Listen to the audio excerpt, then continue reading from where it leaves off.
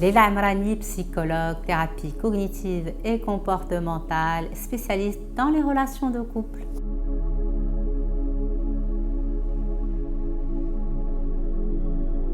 La méthode pour apprendre à s'aimer. Comment vivre sans apprendre à s'aimer? C'est tellement important. Nous avons tous besoin d'amour, d'affection et de tendresse. Ce sont des besoins naturels. Et lorsque ces besoins ne sont pas assouvis, naturellement, nous ne pouvons pas être heureux.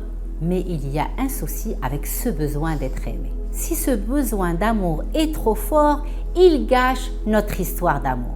Et c'est peut-être votre cas aujourd'hui, notamment si vous avez déjà vécu une ou plusieurs de ces situations. Vous vous attachez très vite dès le début de la relation. Votre jalousie a provoqué la rupture de votre couple. Vous rencontrez systématiquement des personnes qui ne veulent pas s'engager avec vous. Vos relations durent en général moins d'1 an. Vous vous mettez souvent en couple avec des personnes toxiques. Vous restez en couple avec une personne que vous n'aimez pas ou que vous n'aimez plus. Mais vous avez ce besoin de rester en couple, de ne pas rompre. Vous n'arrivez pas à avancer suite à une rupture, alors que votre relation a fini il y a 6 mois. Toutes ces situations ont bien entendu un dénominateur commun, celui d'un grand besoin d'amour et d'une dépendance affective. La réalité est dure, mais il faut l'affronter. Plus vous êtes en dépendance affective, en grand besoin d'amour, plus on vous fuira.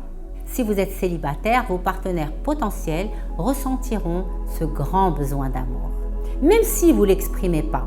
Et cela les empêchera de s'attacher à vous. De plus, ils sentiront que vous jouez un rôle dans vos rangs et ils sentiront que vous n'êtes pas vous-même. Si vous êtes en couple et vous avez besoin d'être rassuré par les sentiments de votre partenaire, il se lassera. Il se lassera de ce comportement qui est inadéquat, inadapté. Peu à peu, il va perdre ses sentiments pour vous et d'autant plus si la relation est récente. Si vous faites preuve de jalousie excessive, vos partenaires finiront par fuir. Et cela même s'ils ont des sentiments pour vous. Car personne ne peut supporter de la jalousie sur le long terme. Le souci, c'est que souvent, on ne prend conscience de notre problème que quand il a fait déjà beaucoup de dégâts. C'est-à-dire au moment de la rupture, quand c'est déjà trop tard. Et souvent, après la rupture, on continue à faire des erreurs. Au lieu d'agir sur la cause réelle qui gâche les relations, on cherche des techniques pour reconquérir notre ex, pour séduire un nouveau partenaire. Les techniques de silence radio, les techniques de je te fuis, fuis-moi je te suis, suis-moi je te fuis, ce sont des techniques qui, à long terme, causent des échecs.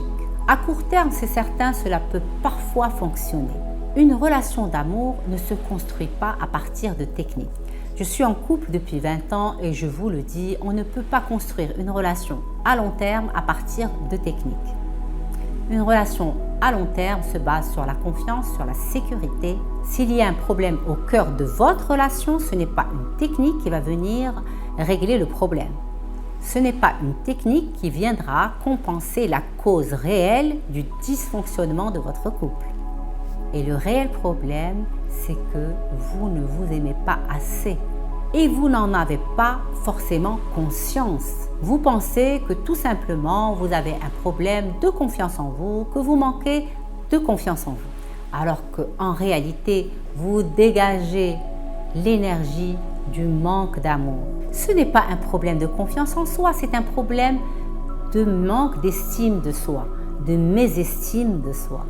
C'est un manque d'amour de soi. Vous vous nourrissez de l'amour de l'autre et si vous n'avez pas cet amour, vous en souffrez parce que vous ne vous aimez pas assez, vous ne vous aimez pas suffisamment. Vous avez toujours besoin d'amour de l'autre pour exister. Et c'est ça la dépendance affective. Je n'existe qu'à travers l'autre, je n'existe qu'à travers le regard de l'autre. Alors que quand une personne s'aime, a assez d'estime d'elle-même, elle n'aura pas besoin de l'autre pour exister. Elle existe déjà en elle-même et va renvoyer à l'autre ce regard, cette image d'elle-même qui va attirer l'autre de par ce qu'elle dégage, de par son amour pour elle-même, de par cette confiance en elle, cette estime d'elle-même, peut tout à fait avoir confiance en soi et ne pas avoir d'estime de soi.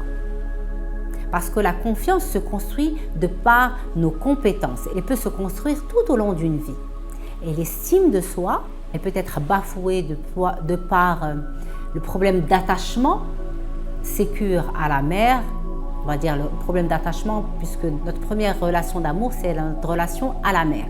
Et s'il y a un problème d'attachement à ce niveau, inconsciemment, on va le reporter dans toutes les relations que l'on va construire. Donc il est important, si on rencontre ce problème, de se soigner, de réapprendre à s'aimer, à se respecter, repositionner les choses. Et c'est à cause de ce manque d'amour pour vous-même que vos partenaires n'arrivent pas à s'attacher à vous, n'arrivent pas à construire avec vous et qu'ils vous quittent. Il est difficile d'aimer quelqu'un qui ne s'aime pas, qui ne s'estime pas, qui fait tout pour plaire et qui s'oublie dans la relation, qui vit uniquement à travers nous, à travers l'autre, ou qui est dans le besoin permanent d'amour. C'est épuisant. Vous le savez, nous sommes tous attirés par des personnes qui s'aiment, des personnes qui respirent la joie, qui respirent la vie, et non pas le manque et le besoin d'amour. La solution n'est donc pas d'essayer de tout faire pour plaire ou de tout faire pour les autres. La solution est unique et il n'y en a pas d'autre du tout. C'est apprendre à s'aimer. Car lorsque l'on s'aime, on dégage une telle énergie, une énergie nouvelle. Et nos partenaires le ressentent, évidemment. Ils sentent que nous nous sentons bien dans notre esprit, dans notre corps, dans notre vie. Et c'est cela qui les attire et qui attire tout le monde. Lorsque l'on s'aime, nous n'avons plus besoin d'être rassurés. Nous ne sommes plus jaloux. Nous nous sentons bien même si nous ne sommes pas en couple. Nous sommes plus attirants. Nous nous attachons plus aux mauvais partenaires, aux partenaires toxiques. Et nous surmontons évidemment rapidement une rupture. En résumé, notre vie change positivement. Et elle n'a pas changé de l'extérieur. Elle a changé de manière profonde de l'intérieur de vous. Et c'est ce changement interne qui permet de vivre de belles histoires d'amour saines et équilibrées. Le concept, vous l'avez compris. Mais comment faire pour s'aimer?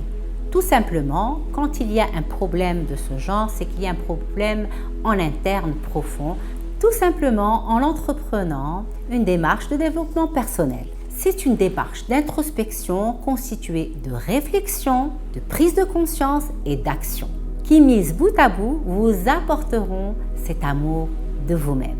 Et cela jour après jour. Il faut en quelque sorte reprogrammer la vision que vous avez de vous-même, apprendre à agir différemment et faire de meilleurs choix de vie.